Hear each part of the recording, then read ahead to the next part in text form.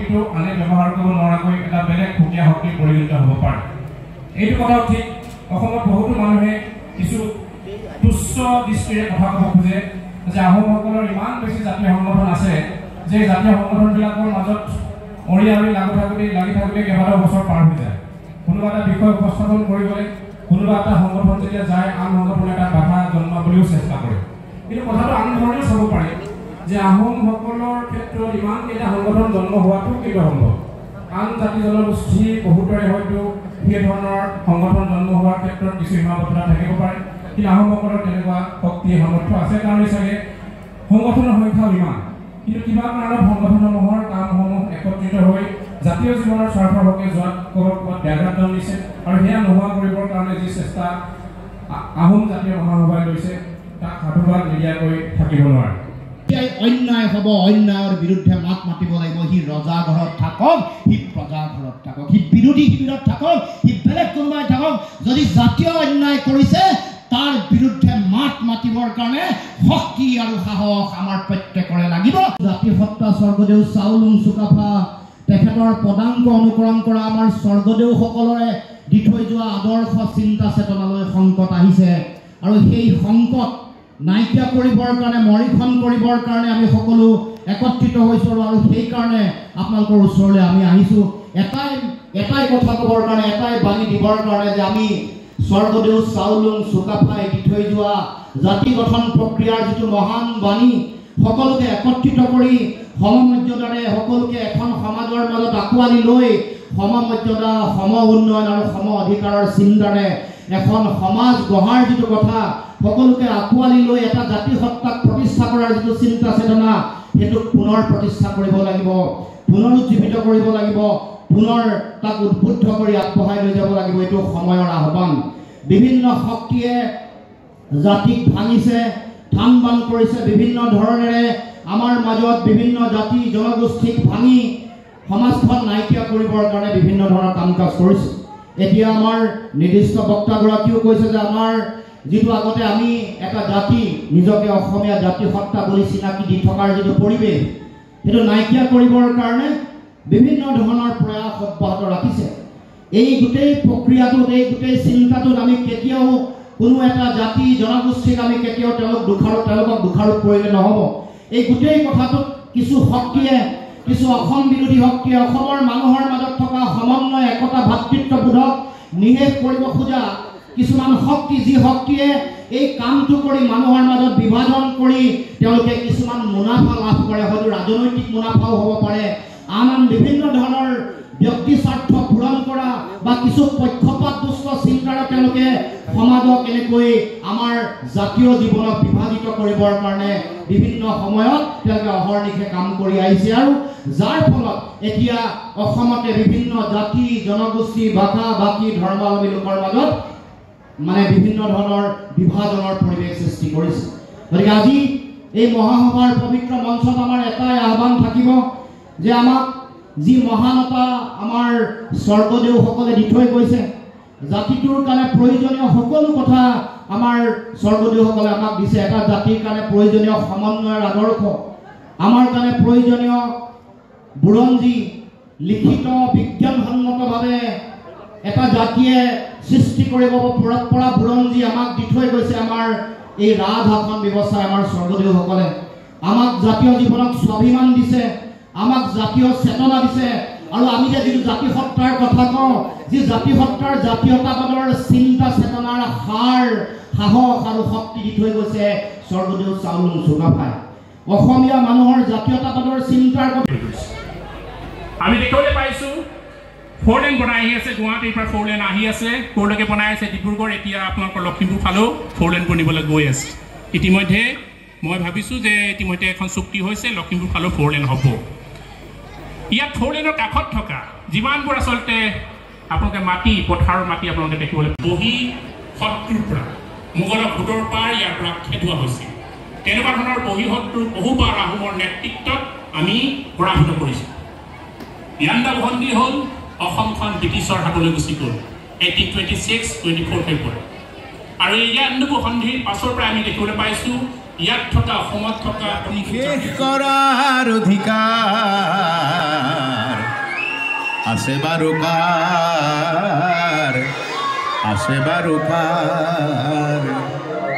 মাটি মাটি ভাগৰি পৰাৰ পাছতো কৌশলে চলে যদি এনে অভিচাৰ গীতৰ মহেন্দ্ৰ ককাইদেউ কথক গীতৰ কথাৰে কিন্তু আমাক হৃদয় প্লাবিত কৰি তুলিব আজি ককাইদেউৰ কাৰণে এটা উচ্চ হাত চাপৰি মহেন্দ্ৰ হাজৰিকা জিন্দাবাদ লাহে লাহে ভবাখিনিয়ে গান হৈ গুচি যায় মই কি কৰিম ভাবিলেই গান বিনোদনৰ কাৰণে নহয় বিনোদনৰ কাৰণে বেলেগ বিজ্ঞাপনৰ কাৰণে বেলেগ আৰু প্ৰজ্ঞানৰ কাৰণে বেলেগ আচলতে গান নহয় জ্ঞানম সংস্কৃত শব্দৰ পৰা অহা যেনেকে কঁঠাল কণ্টকযুক্ত কাঁইটযুক্ত এটা বস্তু কণ্ঠাল হ'ব লাগিছিল চব কোমল শব্দত কঁঠাল কৰি গ্লাছ গিলাচৰি তাৰো আগত পিয়লা পিছিলে তাৰ পৰা তোমালৈ মই কিয় মৰি যোৱা নাই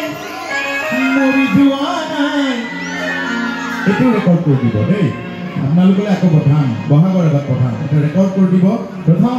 মোলে প্ৰথম গাজনলৈ মই 10,000 টকা পুৰস্কাৰ দিম হ'ব মই কিয় মৰি যোৱা নাই মোৰে জানৈ কাৰণ সঁচাকৈ তোমাৰ কলিজা খাব পৰা নাই মই কিয় মৰি যাব পৰা নাই তোমাৰ কলিজা খাব পৰা নাই মৰিম বুলি জানা এইটো পঠাই দিব দেই আপোনালোকলৈ পঠাই দিব মাইক্ৰফোনটো এখেতলোকক দিছ মোৰ ফাগুন আছেহি আহিৰো তোমাৰ কথাকে কবলৈ মোৰ ফাগুন আছেহি আহিৰো তোমাৰ কথাকে কবলৈ আছেনে সময় তোমাৰ অমিৰৰ খবৰ অধীৰ নহবান জনা গীতৰ বেদনা মই মোৰ জীৱনৰ শেষটো মই চৰাইদেউতে বিচাৰিম আন সভাই দায়িত্ব ল'ব মোক জিলিকাই ৰাখিব ক'ৰবাত য'ত স্বৰ্গদেউসকল শুই আছে নিমাত সাৰে এটা হাত চাপৰি মই আন সভালে মোৰ জীৱনটো মই শুই দিছোঁ নতুন পুৰুষে চাবা প্ৰশ্ন কৰিব পাৰে এদিন তোমাক আমালৈ ৰাখি গলি আমালৈ ৰাখি গলাকি তেতিয়াতো নোৱাৰিবা চলাহি মিছাকি থৈ হাৰিব অতি দুহাৰী আজিৰ চিন্তাৰে অনাগত ঘট ঘট নতুন চিন্তা সাৱতি পাৰা যদি ধুই লোৱা কলুষিত নকল ভদ্ৰমীৰ মুখাত ধৰি এতিয়া মানুহে চবৰ কথা নাই কোৱা সকলোৰ কথা নকওঁ প্ৰায় সকলৰ মুখাৰ আঁৰৰ মুখবিলাক বেলেগ বেলেগ মুখা মই আজিকালি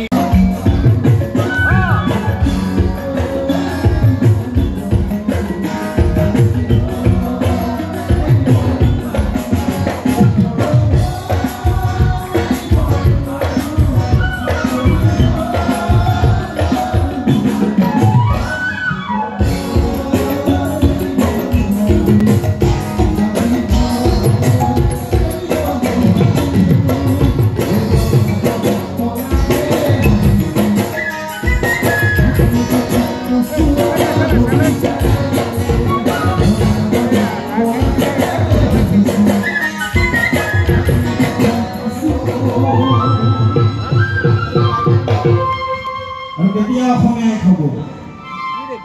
অসমীয়া দিনক দিনে ভাগ ভাগে হৈ যোৱা দেখিছোঁ জাতিটোৰ কাৰণে কিবা এটা কৰিব বিচাৰিলেও কিছুমানে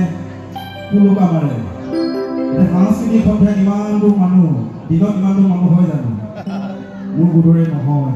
কিন্তু হ'ব লাগিব ৰাতি সাংস্কৃতিক সন্ধিয়াত ইমান মানুহ দিনতো তেনেকুৱা মানুহ হ'ব লাগিব জাতিটোৰ কথা জাতিটোৰ বাবে চিন্তা কৰিব লাগিব আমি তাৰে গান লাগিব লাগে কি হওক লাগি আছো আমি কি হওক লাগি আছো আমি কি হওক কি চলিছে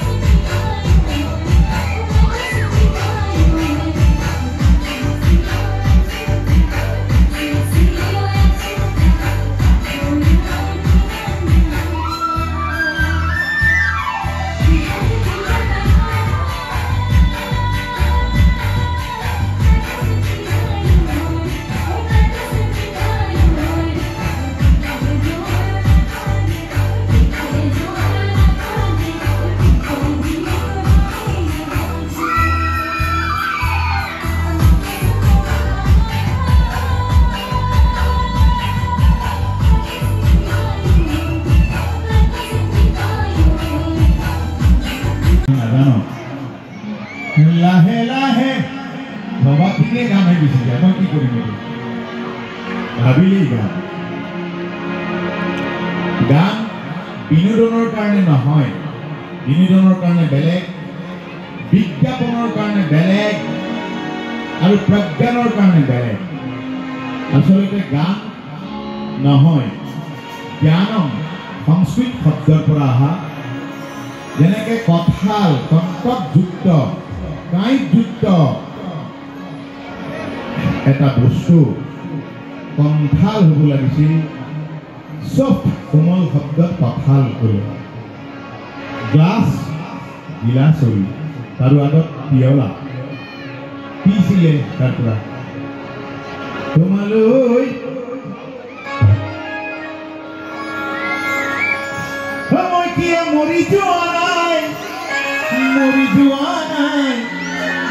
এইটো ৰেকৰ্ড কৰি দিব দেই আপোনালোকে আকৌ পঠাম বহাগৰ আগত পঠাম এটা ৰেকৰ্ড কৰি দিব প্ৰথম মোলে প্ৰথম গাজনলৈ মই 10,000 টকা পুৰস্কাৰ দিম হ'ব মই কিয় মৰি যোৱা নাই মোৰে জানৈ কাৰণ সঁচাকৈ তোমাৰ কলিজা খাব পৰা নাই মই কিয় মাৰি যাব পৰা নাই তোমাৰ কলিজা খাব পৰা নাই মৰিম বুলি জানা এইটো পঠাই দিব দেই আপোনালোকলৈ পঠাই দিব মাইক্ৰফোনটো তেখেতলোকক দিছ মোৰ ফাগুন আছেহি আহিৰ তোমাৰ কথাকে কবলৈ মোৰ ফাগুন আছেহি আহিৰ তোমাৰ কথাকে কবলৈ আছেনে সময় তোমাৰ অমিৰৰ খবৰ সুধাৰ অধীৰ নহবান জনা গীতৰ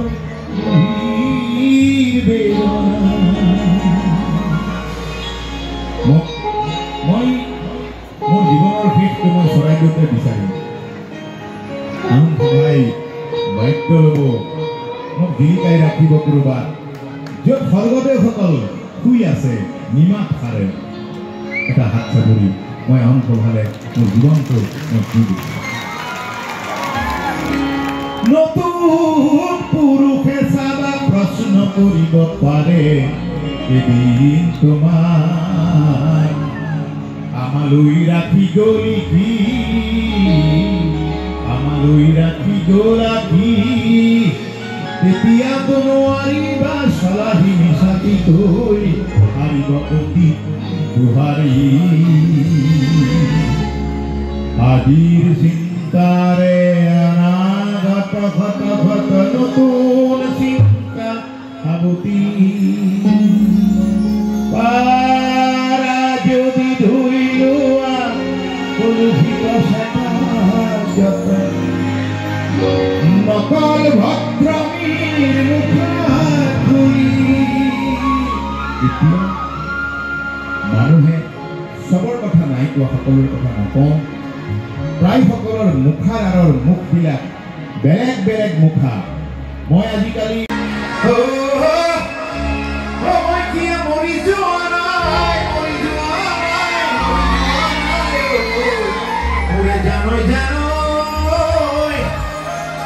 ভাৱে তেতিয়ালৈকে কিন্তু মহেন্দ্ৰ হাজৰিকাৰ ককাইদেউৰ গীতমাতাৰে আমাক প্লাবিত কৰি তুলিব আজি এই পবিত্ৰ মঞ্চত পবিত্ৰ ক্ষণত আহোম জাতীয় মহাসভাৰ পৰিয়ালৰ তৰফৰ পৰা মহেন্দ্ৰ ককাইদেউক জনতাৰ শিল্পীৰে আখ্যা দি জনতাৰ শিল্পী সন্মানিত কৰি আমি তেখেতক সন্মানিত কৰিব বিচাৰিছোঁ আৰু আমাক এই জনতাৰ শিল্পী বঁটা দি তেখেতক আমি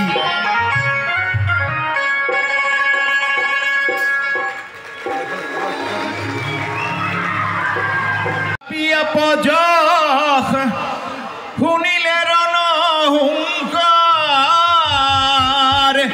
এই কথা এতিয়াই থলো সকীয়াই এই কথা এতিয়াই থলো সকীয়াই কৰিছাচোন জাতিক অপমান লাগে যদি তাৰেহে প্ৰমাণ